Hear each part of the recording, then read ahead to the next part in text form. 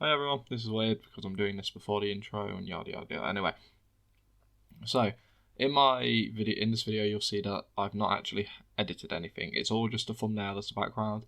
There's a reason for this, and that's mostly because I was really swamped at work this week. I didn't really have a chance to do it, and I just was really struggling to find the time to edit. And instead of making you go another week without a video, I've decided just to try and upload it like this. If it's not well received, I won't do this again in the future. However, depending on how well it's received, I might do it again in the future. I'll see how it goes.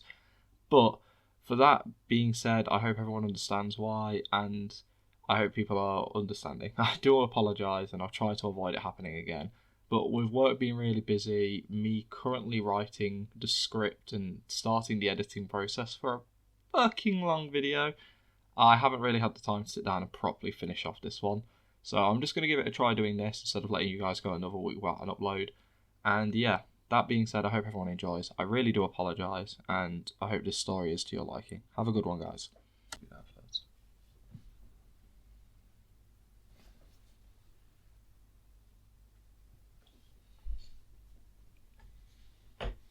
Goku looks towards Tony, who looks unsure, while Strange asks what Goku is going on about. As the youngest Avenger looks towards Strange, saying they need to gather anyone who can fight to fight off what he fears is the people who killed his race. Strange looks at Goku, nodding. He had kept track on the Saiyan since becoming the Sorcerer Supreme. He knows very little of the boy's home planet, or his race, or of its fate even, but the Sanctuary had a little bit of information about the Saiyans. It's clear that maybe one had visited long ago. The details are vague, but all it entails is that they were vicious monsters, and from monitoring the kid, he can tell he's nothing like that. Even though he had kept an eye on him all these years since becoming the Sorcerer Supreme, it's been uneventful, and the kid has rarely ever done anything bad, and only ever done good. Strange, trusting Goku, asks who the kid has in mind, as a smile grows across the Avenger's face. All the while, Tony has a worried look on his. Flying in a jet heading towards New York City, having heard the news, both Steve and Natasha wonder what's happening, and try to pick up the pace as much as possible. But that's when they hear a strange noise behind them. Looking around, getting ready to fight, they are both greeted by a familiar face and even more familiar voice, asking if the two need a ride. Both look back from piloting the jet to see Goku, standing there with a smile, asking if they are ready to save the world again. Natasha, seeing this, doesn't waste a second, putting the jet on autopilot and running over to give her nephew a hug, asking the boy how he's been and if he's well. The two share a brief hug as Goku says he's been fine, and is doing a bit better now, saying he had missed her. As the two pull away from each other, he looks towards Cap, who asks for the scoop. Goku tells Cap to be patient and gestures to the sling ring portal. As both Natasha and Steve look through it, they can see a room where a table sits in the middle, and most importantly, they see many familiar faces slowly filling the room, coming from what looks like many other portals, while a man floats in the air in front of them, sweating, looking like he's concentrating hard, as he shouts out for everyone to hurry up through the portal, as he's never meant to have more than one open, and he's never really tried. Hearing this, Goku ushers both Natasha and Steve through the portal, before he sets the plane to come land in Wakanda. As he walks back through the portal himself, he looks around, getting a thumbs up from Wanda, making Goku walk up to Doctor Strange and pat him on the shoulder, saying he can close the portals now. The Doctor sighs, dropping from his meditative stance as the portals close all around him. He turns to the Saiyan, asking if he couldn't have hurried up, causing Goku to apologise as he looks out across the room. Looking across the room, he can see all the heroes he envisioned of getting help from. As he locks eyes with T'Challa, stood next to Petro, Banner nowhere in sight, he mouths thank you to the man, who just nods in response. As the many heroes are confused and trying to figure out why they're here, starting to get a little anxious and rowdy, having heard what had happened in New York, assuming it has something to do with this, Natasha and Steve start to feel slightly overwhelmed, looking through the sea of heroes. The pair soon lock eyes with Tony, who stands in a corner of the room talking to Spider-Man. As Rogers and Stark lock eyes for a second, the pair are unsure of their current status. A moment of tension jolts through both of their bodies, before, in a shocking twist, Tony nods his head before turning back to speaking to Parker. Both Natasha and Steve are shocked seeing this, not imagining that Tony would be so willing to roll over like this, and Natasha even comments that she thought things would be much more complicated than that. As the pair walk over to where they spot both Bucky and Sam going to catch up with them. as the room fills with noises of many heroes at first talking and then conversing about what they have been gathered for. That's when Goku floats in the air ever so slightly to get a vantage point over everyone, and raises his voice to try and overpower the noise in the room, trying to grab everyone's attention. Doing so somewhat successfully. Hello, thanks for coming together on such short notice, but the world's in danger, and we need all hands on deck, so I brought every hero I know of, or have heard of, together to ask for your help. Everyone falls silent for a second as Goku stands floating in the air above everyone for a few minutes. Having not realised that this would be a little bit nerve-wracking, he can sense the people around him are confused as he breathes in. The world's under threat of an alien invasion, but this is no ordinary alien. These are world destroyers, universe conquerors, and they are here after the wizard's magic rock. We had managed to escape them back in New York, but it's only a matter of time before they find us again. And from what Banner says, that space route they are after is very important, so they will go to any length to find it. And if they get their hands on it, half of the life in the universe will be destroyed. That's why I've asked King T'Challa for a very special request. I want to make a final stand against these aliens, and make sure they can't destroy half of the universe. These people are dangerous, and I would understand if people don't want to fight. I'm not forcing you to, but right now, we might be the universe's last hope from preventing these monsters from destroying half of everything. So, I just wanted to let everyone know. The room falls still with silence for a few moments. This makes Goku a bit uncomfortable. He's questioning himself. He doesn't know why he was the one to stand up and speak. This is normally Roger's job. He's not really good at this all, but he's been running a team for a while, so it felt natural. But as he starts to question everything he had just said or even did, he watches as Roger stands up saying he's willing to fight. This leads to a domino effect of people soon agreeing to help out, and soon a massive team is formed. Natasha looks up towards Goku, asking what they can do to get ready, what they can do to prepare for this battle, which is when Shuri and T'Challa speak up, saying that they will make sure to get the team some better gear. Some of these guys' tech's a little bit outdated. Hearing this, the group decide to split into many different squads. Tony, Peter and Shuri all head off to start upgrading some gear for other people. Tony deciding to work on the Hulkbuster gear to give Banner a way to fight, while Peter, not as smart as Tony or Shuri, tries his best to help out wherever he can. All the while Shuri works on upgrading everyone who uses tech-based gear as much as possible. Goku, Rogers, Bucky, T'Challa and Rhodey start trying to plan out how they need to proceed for the upcoming battle, trying to plan out strategies, where to place certain people, and how things should work when this battle goes. Goku tries to spend most of this time catching up with Natasha and Steve, trying to figure out what they've been up to, and also having this weird feeling of nostalgia.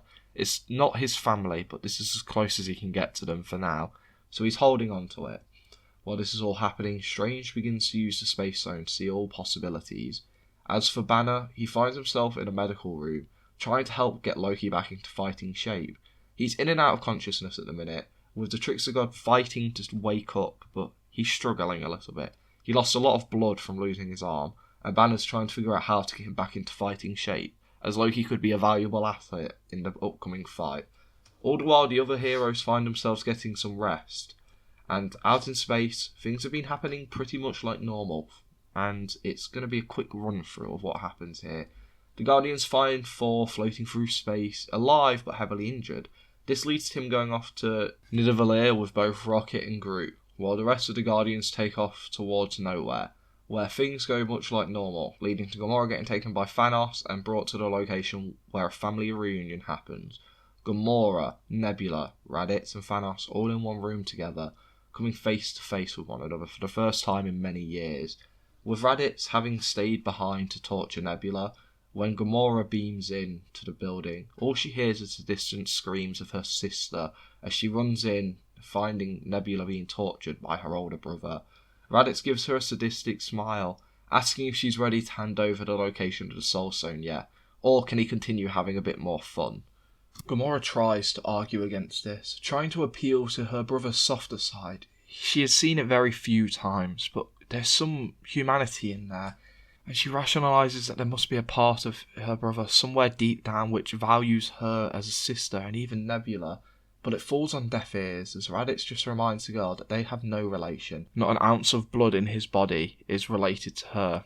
and truthfully, he's happy. After all, she's the one who ran away and abandoned this family, and their father's goal. In his eyes, she's the one who betrayed her family, not him.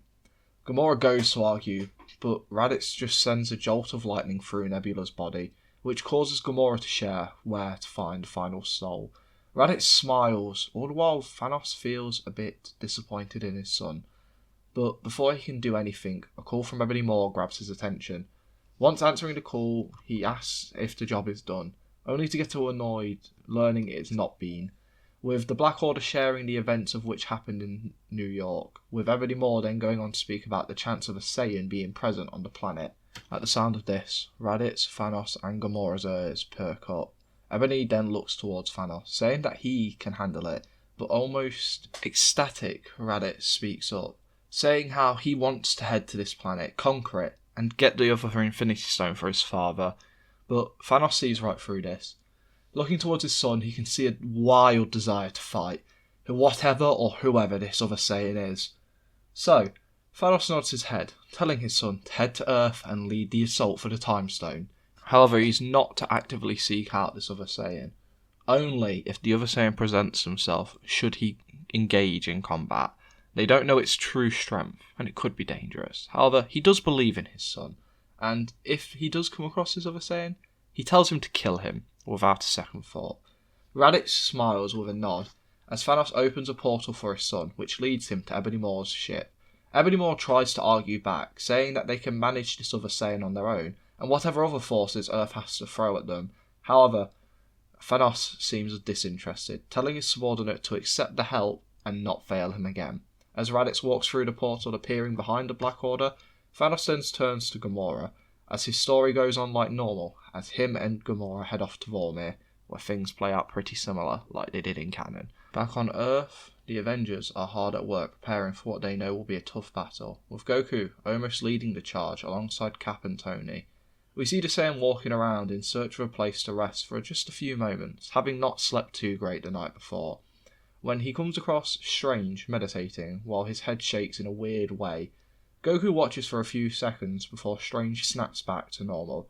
He looks at the Saiyan with an amazed look in his eyes, as if he had seen something great, as if he had seen something amazing, making the Saiyan ask what he was doing. Strange just places a hand on the kid's shoulder, telling him that he was checking their chances of winning this fight. Goku asks for their odds, as Strange walks by, tapping Goku on the shoulder. He explains that he had watched the fight hundreds and thousands of times, and the only time he saw them win was one time. Their odds are low. As he walks away, almost comfortable, while Goku just sits confused at what he had heard, wondering how Strange could be so calm and not tell them what they need to win. As nerves fill Goku's body, he imagines what happened to his original home planet, to his birth parents, happening to his family, the people he cares about on this planet. Nerves start to swell up in Goku, and fear and anxiety take hold. Having had his nerves shaken, sleep feels like something he couldn't achieve. He's not sure how he can help out right now, so instead he goes to do something which will comfort him. He finds a quiet area, sits down and meditates. He senses the planet, he senses the people on it. He feels the damage dealt to it from the alien attack, and then he checks in on his family, sensing that they are alright. Calmness fills Goku's body, as he then goes on to try and plan things out, trying to take a minute in to consider why Strange didn't tell him everything. And the only logical explanation he can jump to is that by telling Goku, they lose. So, for now, he just has to accept of not knowing what's coming up, as much as it would help him. As he tries to plan out a better battle strategy, trying to pair up his co-workers up against these aliens, trying to figure out how best to deal with them, he suddenly feels something terrifying. It comes out of nowhere. It's disgusting, it's strong, it's evil, and it shakes Goku to his core. As he spends a second locking onto it, he tries to get a better idea of what it looks like. He tries to understand how powerful it is, but for a brief second, it feels like him and something else are staring down one another, as if he and this other force had just locked eyes. This energy is so familiar, it feels so homely, but it's so twisted and warped and disgusting, it makes Goku stumble backwards in fear, breaking this seemingly brief connection he had with whatever that huge power was. As Goku pulls himself to his feet, having fallen over, a voice speaks up, one he never expected to hear again, and one he had never expected to hear in a friendly tone. It's another Saiyan. Goku turns around to see Loki, who had been stabilised and woken up by Banner in the few hours Goku had been working alongside the others to start battle strategizing, and for a brief moment Goku's instincts flare up. He gets into a fighting position and is about to jump at the Asgardian, but he remembers what Banner had said, and he can sense the energy of Loki. What he wants to remember being an evil and twisted man, there's a gentleness to him now. It's not quite the same of Thor and the others. He's not pure by any exaggeration, but he's not pure evil.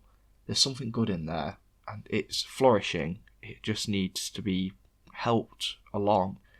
As Goku looks at him, he asks what Loki means by another Saiyan, as Loki shares the story of how he lost his arm to a warrior wearing what he only recognises as Saiyan armour, and he had a tail. And much like he had heard other Saiyans can do, he can manipulate this very strange energy that they had called Ki. Goku now realises that Loki clearly knows more about the Saiyans than Thor ever did, asking how he knows so much, making Loki simply respond with a small smile and chuckle, saying that he was always a bit more studious than his brother. But as the word leaves his mouth, it catches in his throat, as if he's surprised by saying it. Goku can see this hesitation and reluctancy almost coming from Loki, as he asks if the god knows any weaknesses of the Saiyans that he can abuse in a fight, and this only gets him a headshake from Loki, explaining that the only weakness he knows is that of the tail, but it seems this other Saiyan has managed to learn how to control and cover this weakness, since his brother actually managed to grab hold of the long-haired bastard's tail. However, it seemingly did nothing but open up Thor for a kick to the temple. Goku looks towards the ground worried, as Loki asks how far out the Saiyan was, making Goku respond that they were hanging around just outside the atmosphere, and they're likely currently trying to locate the time zone. Goku goes to ask where Loki stands on this upcoming battle, if he'll be helping out, and if he's alright. After all, Thor's presumed dead at this point, and he wants to try and comfort him like Thor would have wanted him to. But before he can even open his mouth, an announcement comes through most rooms, asking for all Avengers and heroes to gather in the lab. Goku hearing this stands up, giving Loki a small nod and telling him to rest up as he walks off. Loki slides down a wall to sit down, as he holds a dagger in his only hand. He wonders where his brother is, and hopes he's alive, and he tries to figure out what he does from here, as fighting against the monster that took his arm is suicide. In the lab, we see most heroes stumble together into the lab. As Wanda spots Goku entering, she walks over asking if he's alright, Petro following shortly behind her. The man simply nods, saying he's fine, as Petro taps his friend on the arm, telling him he needed to get some sleep, and he clearly didn't. The pair laugh about this a little bit while Wanda scolds him, but before she can go too crazy at him, a shout from Tony catches everyone's attention, as Tony speaks up saying how his satellites have recently just spotted a ship hanging around just outside of orbit, and it started heading this way. This means the battle is likely coming, and it's going to be here within the next few hours, telling everyone they need to be ready. Steve follows this up by saying that Wakanda has been kind enough to lend us its aid in this time.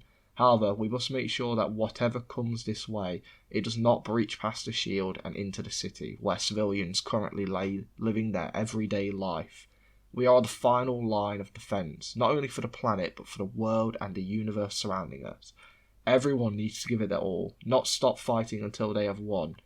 As everyone is given their assigned roles, each hero slowly makes their way towards the chosen battlefield. And we've seen the same battlefield from canon. However, here, something is different.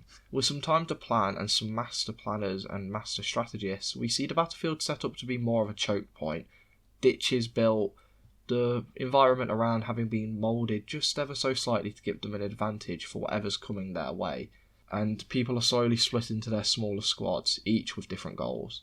The first team, the frontliners, consists of Cap, Bucky, T'Challa, Banner and the Hulkbuster, and the Wakandan forces. They are assigned the role to make sure that no one gets through the front line and keep the enemies in this choke point. Supporting them is Quicksilver, Wanda, Spider-Man and Black Widow. They are to work alongside the frontliners and pick off any stragglers who break through the frontliners' defence.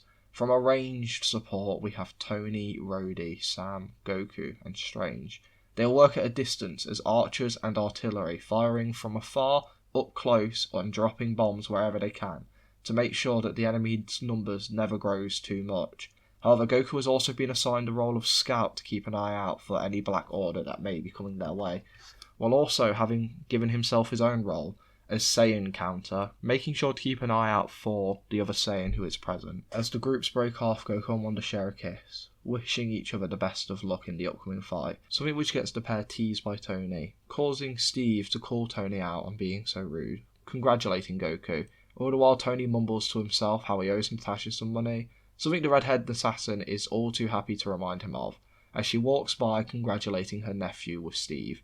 And for a brief moment, Goku feels like everything's back to normal, back to the good old days, back to when he first joined the team. As he thinks about his family, he remembers why he's fighting, as he gets into position, getting ready to go.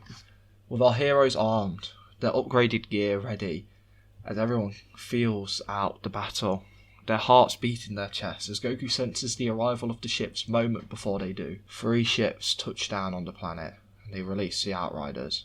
The shield around Wakanda stays active as the monsters beat their fists against it, desperate to try and get through. Goku uses this chance to try and sense the energy of the Black Order, feeling them lingering around towards the back. However, he feels another energy up above, and before he can relay anything, a loud, thunderous, smashing sound is heard. As everyone looks around, the shield surrounding and protecting them slowly dissolves, as they all look up to see a long-haired warrior having punched the shield and disintegrated it in one blow. He looks down, laughing maniacally, saying that this entire city and planet will soon be under the liege of his father Thanos. As Goku and Raditz lock eyes, that's where I'm leaving this part. I hope everyone enjoyed. I know with these parts I'm not really getting a lot done, but people kind of need to remember these are like many hour-long films. At least Infinity War and Endgame. If I end up doing Endgame, because I won't say if I'm doing it or if I'm not doing it, because I'll reveal things, I will likely end up making it just one shot, doing it all in one big bang, and I won't be doing any MCU stuff after that. I love this series, it's always going to hold a special place in my heart, but I want it over with, and I'm going to end it off at Endgame in a nice, neat little bow, and then I'm going to move on to something else. This story has been amazing for me to cover, and I've really tried to make it grow as I've grown, because I tell stories very differently to how I used to when I started this thing. And yeah, the quality of it very much varies, and maybe one day I'll revisit and rework all of it, I don't know. But for now, I'm genuinely happy with how this story goes. I am looking forward to covering more things, however, and move away from the MCU for a while. It gives me a bit of a headache to write for, even though I've jokingly spoke around doing Naruto in this universe. I don't think a lot would change, and I don't really want to do it, so I plan on avoiding it. I will likely just do another Dragon Ball What If after this, or maybe even a Naruto one. I don't know, I like Naruto. That all being said, I hope everyone enjoys, truthfully. I've had a great time writing for this. I'm looking forward to revealing the next few parts. And also, my next video is going to be really fun to upload. I'm currently working on that as I record this. I'm super excited for everyone to see my next few bits, because I feel like my quality and things have gone up just a tiny bit. That all being said, I hope everyone has a great day and good night, and anyone who listened to all this rambling, thank you. Have a good one.